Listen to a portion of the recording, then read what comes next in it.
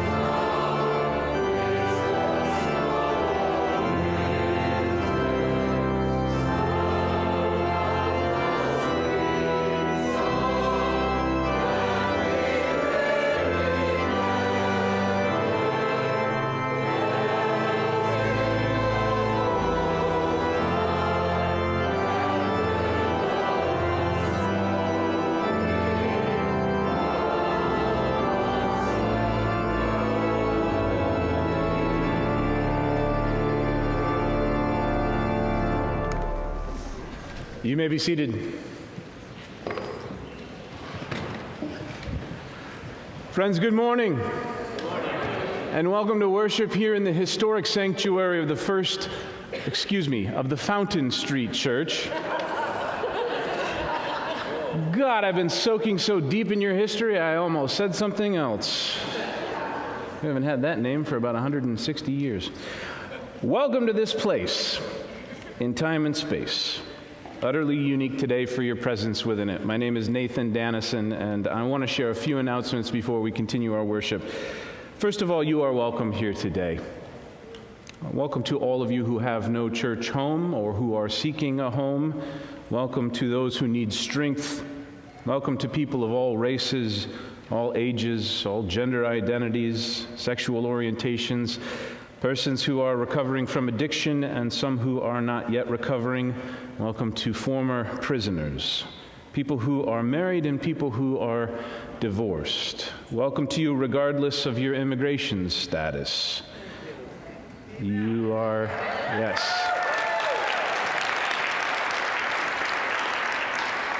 And to be clear, you are a member of our community, and we draw no distinctions between ourselves based on immigration status, no distinctions whatsoever.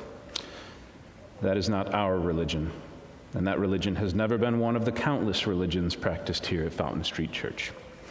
And to those of you who have no religion at all, or who are seeking some pathway or discipline, or who are simply looking for rest from the other religions of the world and the powers and principalities, you are welcome here. I want to thank several people before we continue. Yesterday we had several thousand people come through the church we had two critically important events. At first, we welcomed St. Olaf's Choir to this historic sanctuary, and countless people traveled here from afar to receive the beautiful gift of their music. And we welcomed also many different social justice groups and direct action organizations from our city for a rally that began here in the social hall with speakers and teachers and organizers. Both of those events were well attended, I think beyond what we'd anticipated, and that's okay. The staff here did a phenomenal job. I really want to thank Cale Clements especially, and also Cassie Veach and Darius Moore and Jamie McDaniels and Heather Palmer for their hard work before, during, and after those events. Can we thank our staff together for that?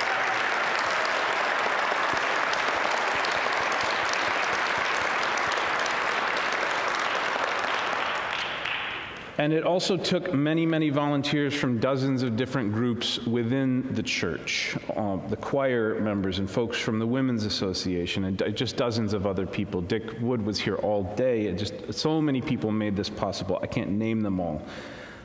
Those volunteers are the backbone of the work that we do here. And a lot of people ask me throughout the week, I don't know what I should be doing. I'm not a person who can march in the streets. I'm not a political organizer. I don't know what to do. And yesterday, you did it. You did it. You do it when you show up and you show radical hospitality. Radical hospitality, it's where revolutionary love and universalism intersect with justice. And it is desperately needed right now. And so to those volunteers, thank you. So today our flowers here in the chancel are in loving memory of Bill Koistra, given by his wife, Carol. I mentioned Bill Koistra and his important work here in Kent County, I think 2 or 3 sermons ago. And Bill, he also was a person who took great joy in hearing the carillon bells in our towers ringing out in the city. And so those flowers are in honor of him. And today after worship, we're going to have a fundraiser to assist us with that bell tower repair work. We are so close, and this just, hopefully we can just quickly push over that edge. And I just want to bring this up because a lot of the times we do have food out there in the social hall. We don't often or sell food or whatever, but today we are raising some funds. So you will see some baskets and others asking for donations and other items for sale to support that bell tower. And that bell tower is important to our mission. We're inches away from completing that project, and hearing those bells ringing in the city of Grand Rapids tells everyone in this city that justice is alive and at work, and people are still gathering. So we're also going to have music. I know Hawks and Owls is going to be out there performing, so stick around after worship today and participate in that program. There'll also be some folks handing out bags to collect soup, to bring back cans of soup for our friends at Westminster for their food pantry. They've got a Super Bowl Sunday. It's a very clever, yes, well, that's good for them, soup for our family. Yeah. Please bring back bags of soup next week and we will collect it from you. Put the soup in a can. Don't just bring us a bag of soup. That would be helpful. There'll be an open letter. There's an open letter that has been written by some former journalists from the Grand Rapids Press and some members of this church, addressed to the heads of local government and local law enforcement. The letter explains in detail that Grand Rapids has always been a city of immigrants, and it asks the local government and law enforcement to refrain from aiding federal authorities engaged in this current mass deportation effort. And that letter is available if you wish to read it and sign it. It will be on a table in the narthex and also in the church house in the social hall. And many such letters and petitions will be forthcoming, of course. And our policy here at Fountain Street Church is to permit folks to show letters, signatures for petitions, so long as they're not obnoxious about it or pursue people around. You can read the letter for yourself out there and sign it if you wish. As well, out there's another 100 or so copies of the religious primer that was mentioned in last week's sermon. So if you didn't get a copy, you can grab one on your way out. Much work is being done, and we are still a church with a very small but committed group of staff members and volunteers, but we are here for you to answer your questions as best we're able. We can't be all things to all people at all times. We're focusing on the tasks and activities that have been a part of our history as a church. And so we have been working through our history together to familiarize ourselves with those tasks. But central to them is seeking peace. And though the journey may be challenging, yet today we will again begin this service with a powerful word. You can call it a holy invocation if you like. You can call it one of the names of God, or you can call it a cardinal direction upon the moral compass of the human soul. But that word is peace. Friends, may peace be with you. Let's go ahead and greet one another with words of peace and greetings of peace.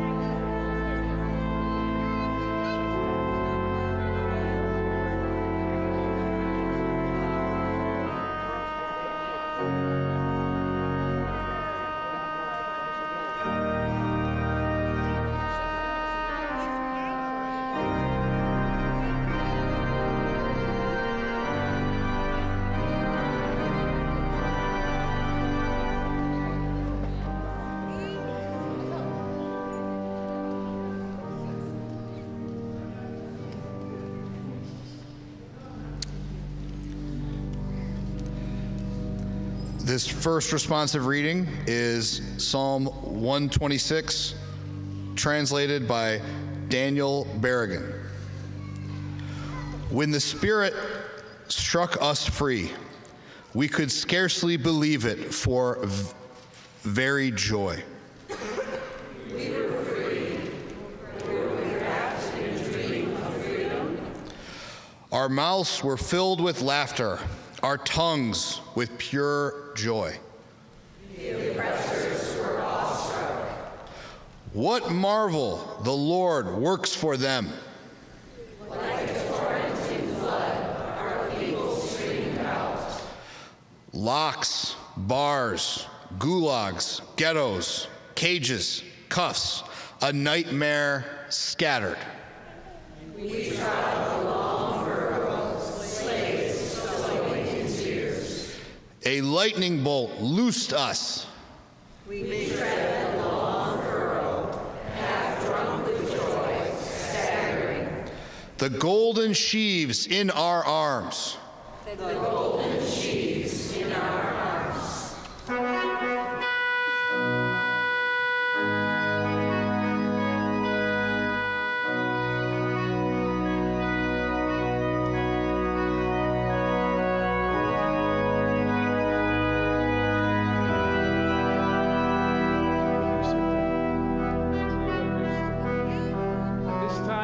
At this time, I want to invite all of the children to come forward and join me up front. If you are here, we'll have a word of blessing before character school. Are they kings or camels? I'll tell you. Very special. Good morning. Hello. Good morning.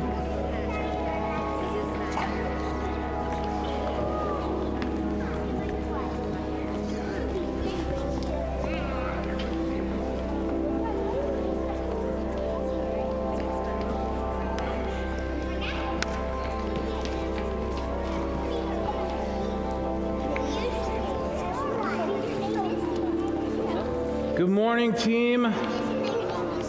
It's so good to see you all here. Listen, last week I asked you if you could tell me what was in that window up there, and I know that some of you came up with some pretty good ideas. And I actually went and looked it up in a book, and I found out what's in that window. And I'm about to tell you. So are you ready to know what's in that window? Okay. It is a choir of angels, okay? It's a choir of angels. And there's two different kinds of angels in that window. There's some big angels and some little angels, but there's 32 of them up there. And each one of them is playing a different musical instrument, or singing a song, or dancing. And they're called seraphims and cherubims. And that is from those are some fancy words for angels. This isn't going to be on the test. You don't have to remember that part. But I do know that the windows and the angels and what they're celebrating and what they symbolize is the love of learning, the love of knowledge. So the angels that are inside the windows, the seraphim in the middle, they represent the knowledge that comes from love. And the angels on the outside are the cherubims. They represent the love that comes from knowledge. So knowledge and love are connected, and one leads to the other and back and forth. Knowledge comes from love, and love comes from knowledge. And so at Fountain Street Church, we try to pursue both of those things in equal measure. And the words around the window is a fancy Latin song, but the last line of the song is, "We shall never hope in vain." We shall never hope in vain, which means that we can always be hopeful as long as we have love and knowledge. It's dedicated to a woman named Ellen Inslee Zorns, who was a woman who was very important to this church and the Women's Association, and she was a fighter for social justice and for the women's right to vote and for many other important things in the late 1800s. So I did my homework. Some of the instruments are trumpets, harps, and drums. I knew you would ask, and so I looked it up. Okay. So thank you for being patient with me while I went and figured that out. And I thought that as you go today, we could take that message of that window with us. That this week, we will seek love and knowledge from love. Okay? So let's let that be our blessing. Just raise a hand, and then after the blessing, you can make your way to your character school program with the grown-ups. But go ahead and repeat after me. This week, we will seek the love that comes from knowledge, and we will seek the knowledge that comes from love. Wonderful. You can follow the banner off to do the important work of the character school. Wonderful work.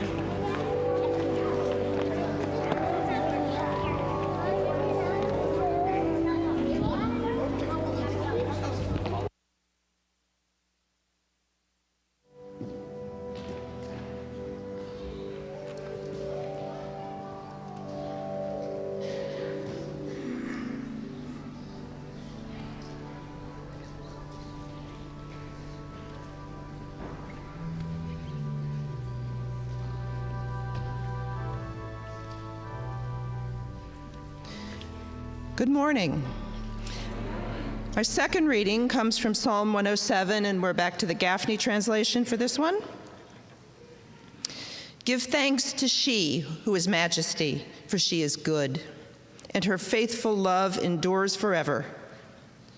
Let the redeemed say of she who saves, proclaim that she redeemed them from the hand of the foe, and she has gathered them from all the lands, from the east and from the west, from the north and from the south.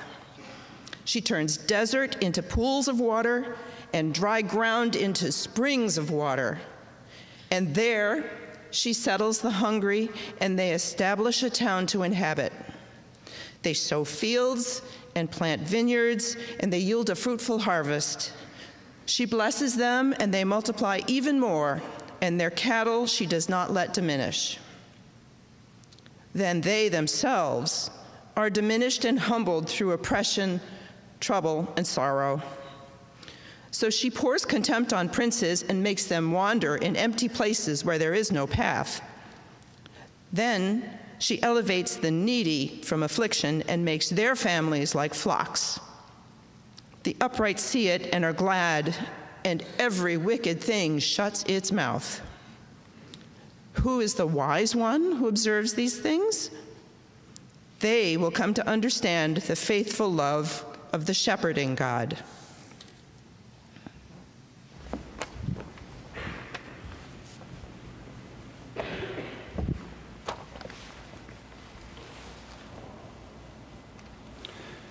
Fountain Street Church, happy Sunday. You are a good measure, pressed down and shaken together and running over. Let me pray for myself. Barb thou my words with light, make my song new. Amen. Today's psalm that we just heard, Ruth shared so eloquently, was Psalm 107. Some of you with a background in the Navy may know this as the Mariner's Psalm, but it is about people on perilous journeys and about the experiences of the people on that journey and then their experiences when they finally arrive.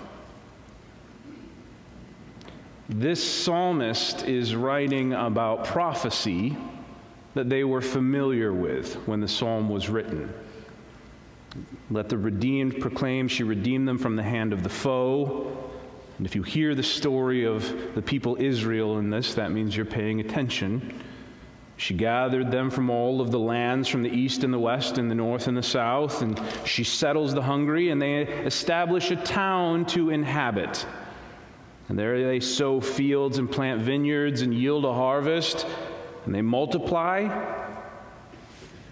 But then they are themselves diminished and humbled through oppression, trouble, and sorrow. And she pours contempt on princes, makes them to wander in empty places where there's no path, and then she elevates the needy from affliction and makes their families like flocks. This is a cycle of it's being described here. And it's simply a retelling of Torah, a restating of prophecy that's shared throughout the history in the Bible, the poetic history of this book. And that history contains within it prophecy. Over and over and over again, it reminds people, do not oppress an immigrant or a foreigner. It says in Deuteronomy and in Leviticus, remember, you yourselves know how it feels to be foreigners. You were once foreigners. The prophet Ezekiel says the guilt of the people of Sodom was that they were prideful and had excess of food and did not show hospitality to strangers and did not aid the poor and the needy. The prophecy is everywhere in here. But we have to talk about what we mean when we say prophecy, because prophecy, understood in the context of the Bible, is not the ability to magically predict the future. It's not what we're talking about here. Now, a very simple understanding of prophecy might see it that way. If your grandmother says, "Don't touch the stove, you'll burn your hands," and then you touch the stove and you burn your hands, you say, "My God, Grandma can predict the future." Wow. No. Prophecy. The word we use, the translation we use, comes from the Greek prophetia, a gift of interpreting the knowledge of the gods. But it's not predicting the future. It's simply describing the nature of reality and then telling the truth about it. It is a form of holy arithmetic, if you will. Because history repeats itself. And as the psalm we just heard demonstrates, the historic observation that history repeats itself repeats itself. So then what are we to do? We have to take it seriously. It doesn't seem to matter. That's a little harsh. It often doesn't seem to make a strong impact when I appeal to reason and facts and logic about immigrants and immigration in this country. This has been a frustrating trend in my career. I make my cases.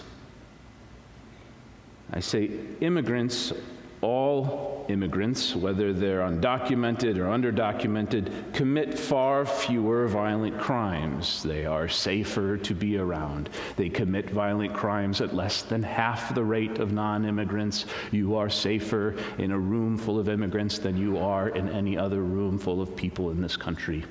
And that's not wishful thinking. That is according to the FBI's own statistics. But yeah, they say, well, still then they should just come in the right way like my grandparents did or whatever. This is absolute nonsense. It has no bearing on history. Prior to the 1950s and the 1920s, our grandparents, if they came in, they simply came across the same way these people are coming across now, and they signed in or had their name signed in, they got to work, with very few exceptions. Those exceptions, those prohibitions are known to us. And today, there is no right way. It's a Kafkaesque nightmare immigrating to this country. Impossible hurdles that almost always end in limbo for these people. And so then if I can't use facts and logic to appeal to them, I appeal then to their Christian faith. Perhaps they profess to be Christians or Jesus people. They tell me they are. And I ask them what they make of the actual words of the Bible, the words of Jesus himself. I get nowhere. They don't care, or they make excuses, or they pick and choose which parts of the Bible they like and don't like. And then finally, I will maybe appeal to their own tribalism and say, why then would they oppress a fellow Christian, a Christian sojourner? The overwhelming number of people that they are shipping off to these camps and detaining are fellow Christians. And I get a blank stare or a shrug or something. Now on this last part, I'm getting a little bit closer to the actual problem of xenophobia in America. It doesn't seem to matter that I make these logical, factual cases. But then I appeal to some shred of decency or even make a religious appeal to the Bible and Christian solidarity, though I've been trying for 20 years. I don't seem to get anywhere, and it's because People who are under the spell of xenophobia and fear are not operating out of logic or reason or even their own self-interest, and they're not operating out of a sense of fidelity to the Bible or Jesus Christ. They have formed for themselves another religion. They've made for themselves a religion, and one of the core tenets of that religion, as best as I can tell, is that some people are good and legal, and some people are bad and illegal. And they want to reduce the number of good and legal people down to a number that seems to be able to fit within the chambers of their own heart. And everyone else can quite literally go to hell. And I say this, and you know exactly what I'm talking about. This strange religion, you can call it xenophobia, fear of outsiders, you can call it a hatred of immigrants, you can call it nationalism, or whatever you want to call it. It doesn't operate in the way of the religions that I'm familiar with. It seeks to reduce the number of adherents rather than expand it. Unlike many of the great faith traditions and religious disciplines that are represented in this room and in this space, these are great traditions that seek to draw the circle wider and wider, share the good news with people around the world, sometimes irritatingly so. This other religion, xenophobia, it wants to reduce the number of good people, right people, law-abiding people, whatever they call them, smaller and smaller until they can fit within the space of a single heart. And I know that you have seen this because almost all of us have had the experience of seeing someone say, like, for example, of an immigrant or someone on the outside of the group. You've seen perhaps somebody say, well, okay, not this particular immigrant, not this particular one, not my friend Jose. He's one of the good ones. Even the President of America has immigrants that he's decided are okay with him. He made an exception for them, his own spouse.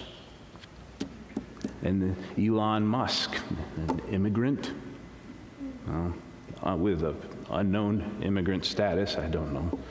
As best as I can tell, he's some kind of Grigory Rasputin type figure.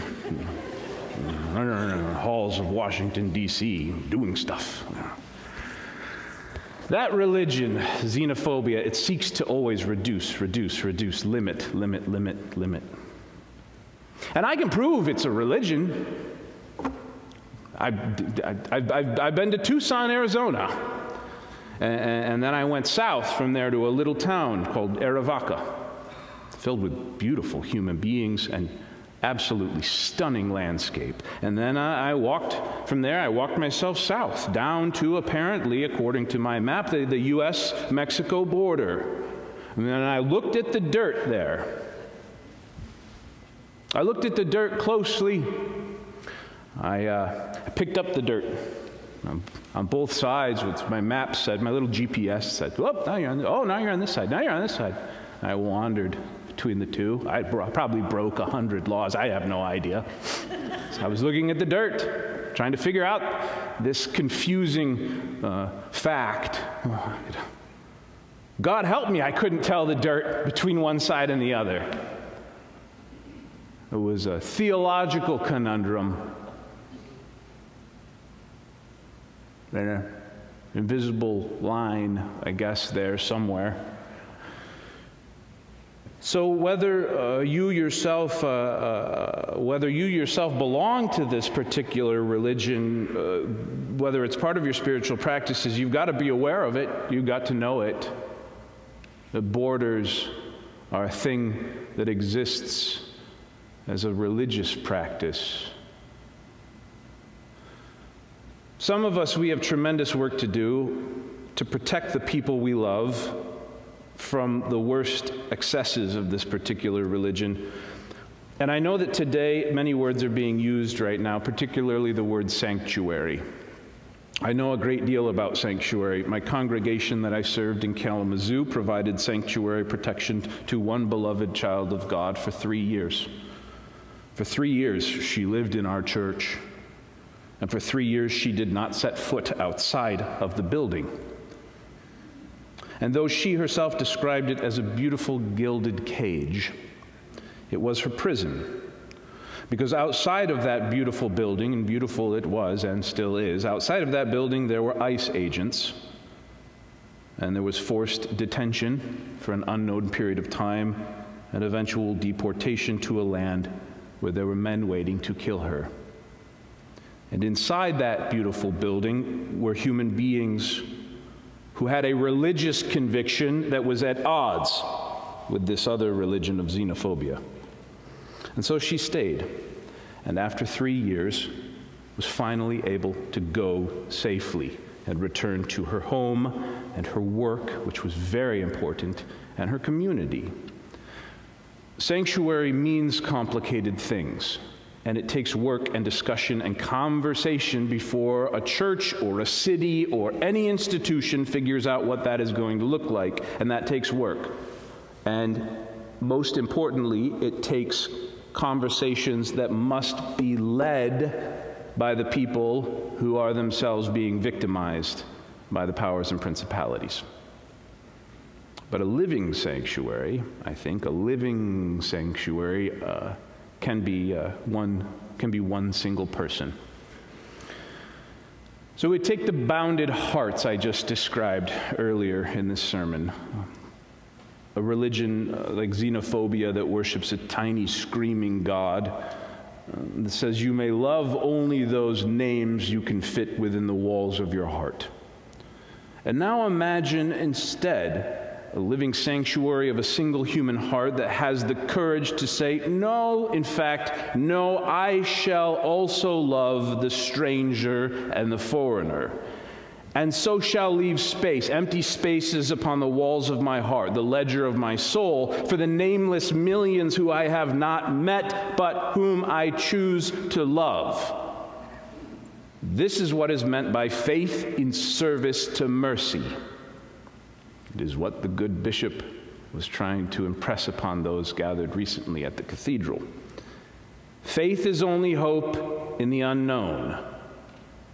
And to show mercy to unknown people, to strangers, is an act of faith. To show love to the stranger, the wanderer, the foreigner, the immigrant is an act of tremendous faith and mercy. And the prophets of all human societies have known this for thousands of years because history repeats itself. And this is why it's in the Bible from cover to cover. And it's in every religious discipline, because if we fail this test, if we fail this practice, we fall into damnation and despair. Not my words, the Bible's. If we cannot show love and mercy to strangers and outsiders, we will fall into damnation, to Gehenna, into a wasted life. And this is a bottomless pit of pointless despair. And yes, as we know from history that nations and countries throughout history, if they have failed the test to show kindness to outsiders and immigrants, nations will fail to thrive. But also in our cities and neighborhoods, in our own communities, and finally, and most terrifyingly, in my opinion, if we fail this test, we will ourselves individually fail to thrive. For the religion of fear, the religion of xenophobia, the religion of an anti-immigrant position, of the racist, the bigot, it does have an ending for itself. It does have an eschatology, a time of apocalypse. When the fearful heart has finally struck from the walls of its temple so many names, so many people, and so many groups of people, and the circle has been drawn smaller and smaller and smaller, well, then the only last name, the only name in that circle will be cast out of the sacristy and the Holy of Holies. And that is the name of the person who practices the religion themselves. And so the final revelation of xenophobia, if it's anything, is isolation and alienation and despair. Paul says the wages of sin is death. The final revelation is complete isolation. Burn out the mark of that beast and draw the circle wider and wider. And so we can simply today refuse to consent to hatred. And we can decide today that some imaginary line in the red desert dirt south of Tucson is not going to be our holy cathedral of truth. This weird religion will not determine who's saved and who's damned in your own heart. And together we'll draw the circle wider and wider, and there will be networks of circles together, overlapping and working together, cultivating holy resilience. We won't do it by one action alone, but through the daily religious discipline of saying, no person is illegal, no person is illegal, no person is illegal. Because a person is a sacred thing, an icon of the living God, and a precious miracle, no matter where they are. So then, living sanctuaries, each of you, together, let us reflect on this in our prayer. Let us set aside a moment here today in this place and find silence together. And in this moment, reflect on the walls of the temple of our heart in silence together, and reflect on the word and the work that we need to do. And so, friends, at this time I invite you into a time of silence and prayer and meditation.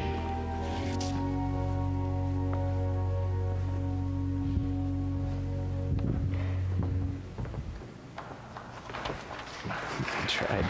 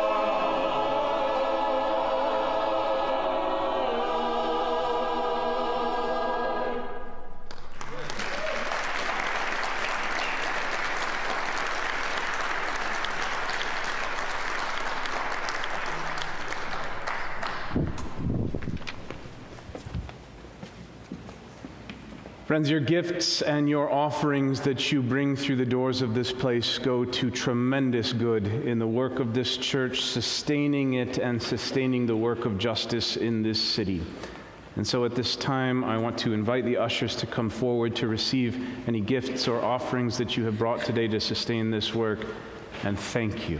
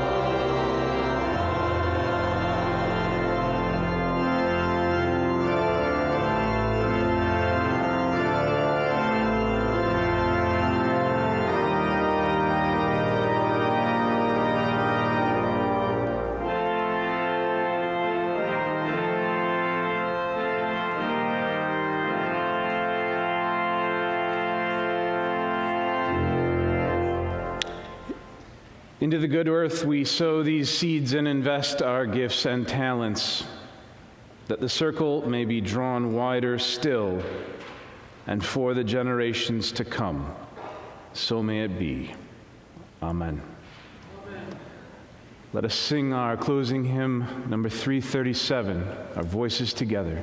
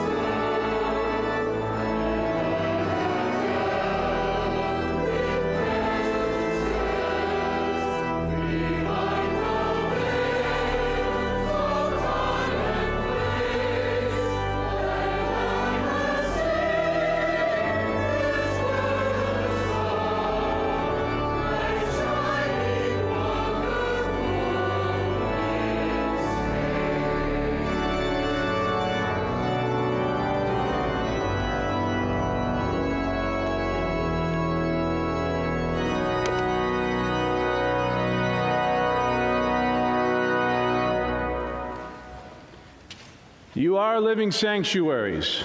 Go forth out into the beloved community and draw the circle wider. Amen.